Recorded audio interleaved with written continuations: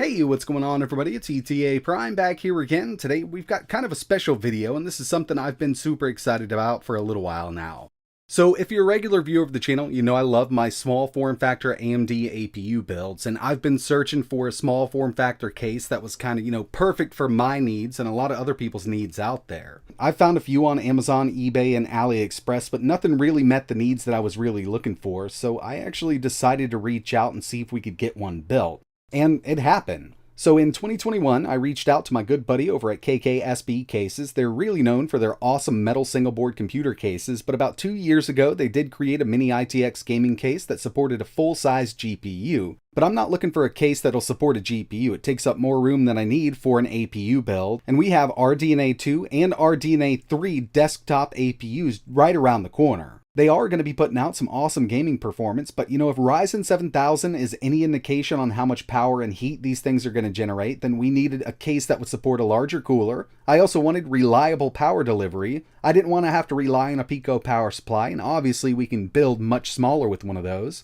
But a lot of them that are on Amazon aren't that reliable, plus we have to use a power brick when it comes to those Pico power supplies. So I figured, an SFX power supply would deliver more than enough for an APU, and they're relatively cheap now. You can pick up a 400 watt for about $35, which will suffice for an APU. And that's the kind of case I'm looking for when it comes to these APU builds. So I started up Photoshop and came up with kind of a little rough sketch here, and I sent it over to my buddy at KKSB Cases. This is the exact thing that I sent over to him.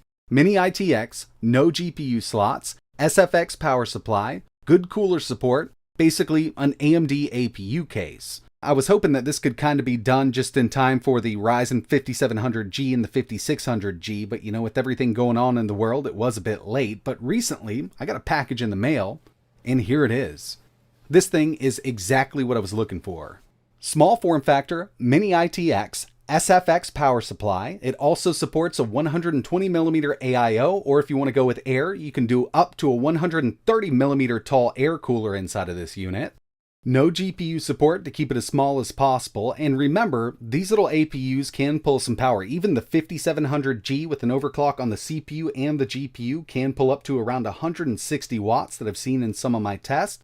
So they can get quite hot. And like I mentioned, if Ryzen 7000 is any indication of the newer APUs that are going to be released, they're going to pull even more power and get hotter. That's just the way it is right now with these CPUs on the market. They're trying to throw as much power at them to get as much performance out of them as they can, because we're not working with ARM chips here. This is x86. And even though this is kind of the first one off of the line, doing some prototype testing here, we've got the accessories that go with the case, 2 USB 3.0 ports up front, we've got our power button, and all of the screws we need to get everything assembled here. Since I don't have access to a good RDNA2 APU or even RDNA3, we're going to go with a good Vega chip. This is one of my favorites still right now until we get some good desktop APUs. The Ryzen 7 5700G, and it's been a little while since I've done a video with this chip. There have been driver optimizations, and I'll tell you, I'm getting way better performance in a lot of the games I used to test with these newer drivers here on the 5700G. I definitely want to do a test build in this case, so for the motherboard, we're going with the ROG Strix B550 Gaming Mini ITX, 16GB of Aorus DDR4 running at 4400 MHz. I also went with an Aorus NVMe SSD. To keep it all cool, I chose the Enermax LiquiMax 3 120mm AIO. I recently used their 360mm AIO on the new Intel 13th Gen i9, and it does a great job, so I figured the 120 would definitely handle this APU. And to put power to everything, I chose this inexpensive APEVA SFX 500 watt power supply. Definitely overkill, but at $35, I really couldn't pass it up.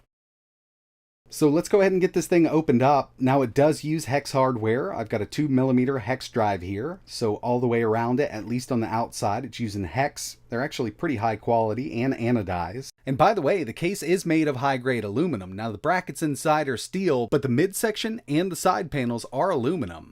And we're actually on the back side of the case right now. But we've got kind of a bracket in here that can be pulled out. And if you opt to use an AIO, this is where it's going to mount along with the motherboard. So I'll show you exactly what I'm talking about here. So backside, once again, we'll move around to the other side. And as you can see right there at the front, we've got a spot for that 120mm AIO. The fan is actually going to go in the separate compartment on the front of the case itself to draw cool air in. and this bracket is removable. So to build this, I actually just removed the bracket. I went ahead and mounted my motherboard and my AIO to this here, and just slid it right back inside of the case. You don't have to use a liquid cooler if you don't want to. This will support up to a 130mm tall air cooler, so you can put a pretty large cooler in here given that we're working with an APU. But it went together really nicely. As you can see, this board is going to mount right here to the bracket, and once you get the cooler situated, it looks something like this. This Intermax cooler worked out really well for this little build here. And I did opt to use a different fan up front with some RGB. That way the light would kind of peek out those intake vents up front. And as you can see, it's kind of got its separate section here to pull that air in from both sides. It'll run right across that AIO, and you could mount a fan in here if you wanted to, but I'm actually just relying on the PSU fan to pull all that air out. But the whole thing went together really nicely, and that Intermax 120mm AIO fits in this case perfectly. I had another option of a Corsair 120, but I went with this one, and I probably would go with this again. And like I mentioned, I did swap out that front fan just because this has the RGB right on the side here. I think it looks pretty decent. It's not going to be overkill once the side panel's on, but it will peek out a bit and give you just a little bit of color. And the RGB on this fan is fully controllable from the operating system. But I gotta say, really do love the look and form factor of this case. It's very minimalistic. Some people might not be into this, but I really like the way this thing is set up right now. The performance of the Ryzen 7 5700G is well documented. I've done a bunch of videos testing it out at different clocks with different RAM and things like that. Right now we've got that 4400 MHz RAM, and I did do a little bit of an overclock on the GPU, but I left the CPU alone, along with the pump and the fan curve. I didn't change anything from the BIOS for those. I kind of wanted to see if I really needed to ramp this up a little bit. But even running something like Spider-Man Remastered, 720p, low settings, not bad. 5700G isn't a super powerhouse, but when it comes to desktop APUs, it's really the best you can get right now.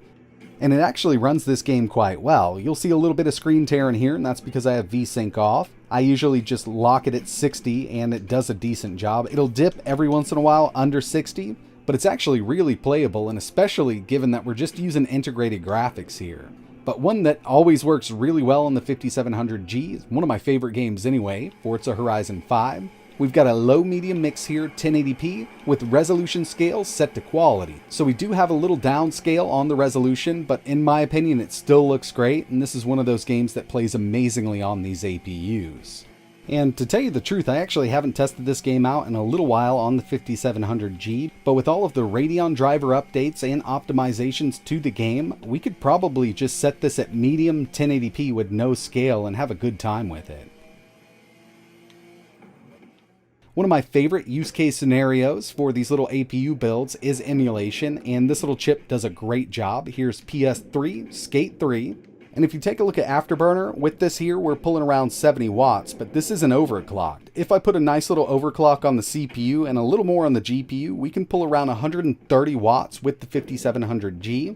And with some of the smaller form factor cases and those low profile coolers, it thermal throttles very quickly. And I'm sure with RDNA2 or RDNA3 Desktop APUs, they're going to be pulling more power, and in turn they'll create more heat. And that's really why I wanted a small form factor case that would support a larger cooler. I do want to mention that I didn't specifically design this case here. I gave them my idea. This is what they came back with. And personally, I think they did an amazing job. We've got a really nice small form factor case with lots of cooling support for these APUs, plenty of power with an SFX power supply, and since they've already put the R&D into it, they're going to be selling these on their website. Actually, right now you can pre-order it, and it looks like it's right under 79 euros, so I guess around 77 or 78 USD. And one thing I didn't mention, because I personally don't use them much anymore, but this does have enough space for 4 2.5-inch SSDs.